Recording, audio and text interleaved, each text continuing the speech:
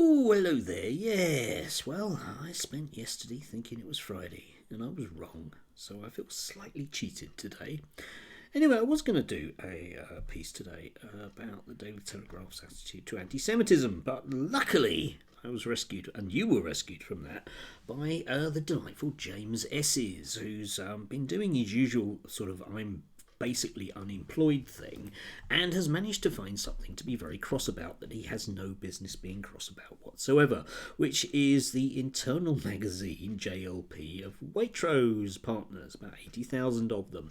And because they've had a special LGBTQ plus edition, James feels he has the right to be very, very, very angry about it. As far as I can make out, because it may or may not eventually be seen by a child somewhere.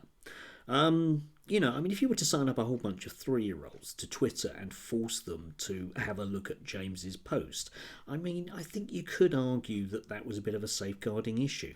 Not James's post, just what you were doing. But James manages to sort of jump through those hoops like they don't really exist. But this is somebody who's never actually realistically done any child safeguard training. Anyway, he waxes lyrical, and quite a lot of the language is, I must admit, is even more patronising than I am. And I thought I'd cornered that market. But yes, yes, he sort of comes out with phrases like the first substantive piece of the magazine is a news roundup. However, this is not analysis of the economic issues. No, it's LGBTQ plus stuff, which of course James doesn't like, because any representation of these things is too much for him, even in an in-house magazine that nobody outside the organisation realistically is going to see, unless they do the whole thing about the 3-year-olds and all that stuff.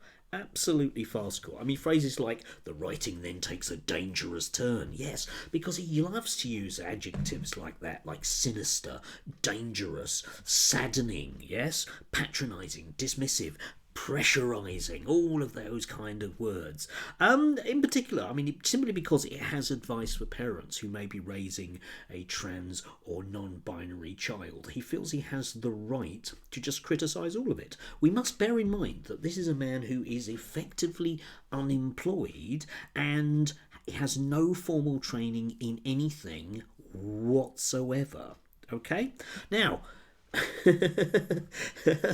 my favourite phrase of his is, at this point I find myself sinking deeper and deeper into a pit of despair. Well, my recommendation to James would be, rather than poking his nose in things that have nothing to do with him whatsoever, then he could maybe go out and get a job. I don't know, in Waitrose, yeah? Yes? It has a word search in it, which he gets very cross about, but I managed to find a rude word that he'd missed. Yeah. You see, I can go snooping at things and snipe, if you like. Anyway, let's just finish up with what he says. From start to finish, this magazine pushes dangerous and divisive ideology on employees through a combination of falsehood, scaremongering, and peer pressure. Yes, does that remind you of a group of people on Twitter? One might ask. Yeah, the fact that it contains so many red flags in relation to child safeguarding is truly shocking. Well, again, James, how would you know? I don't know. Have you ever undergone any child safeguarding training? Because everything you write suggests strongly that you haven't.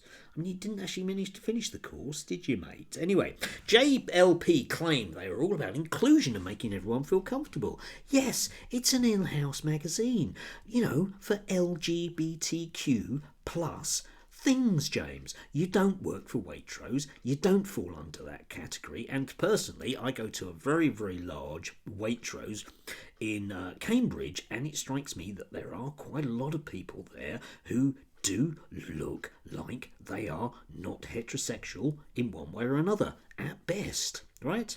Yeah, those kind of environments, those type of shops, very often are attractive to people because they tend to be more sympathetic.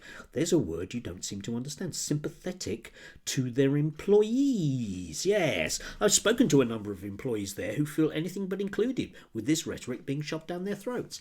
No, you haven't, James. You've just made that up, okay? Haven't you, mate? Okay? Yes, you have, haven't you? Or can we see some evidence? Of course we can't. Won't happen. Once again, the time has come to push back against woke capitalism. I know where I won't be shopping next week, which makes me extremely pleased because now I'm probably going to feel quite happy about going into Waitrose wearing, some of my trans ally paraphernalia, badges, etc., which I often wear when I'm out and about because I think it's important to take a stand at these things. I know that I won't be bothered by petty-minded bigots like James, who effectively has nothing else to do but sit and twitch his curtains at what the rest of us are doing. You know where you can go, James. Anyway, that was Friday. It will be Friday. It continues to be Friday. Eventually it will stop being Friday. I don't know what I'm really talking about now. Anyway, thank God it's the weekend at last. Do have a nice one. Do.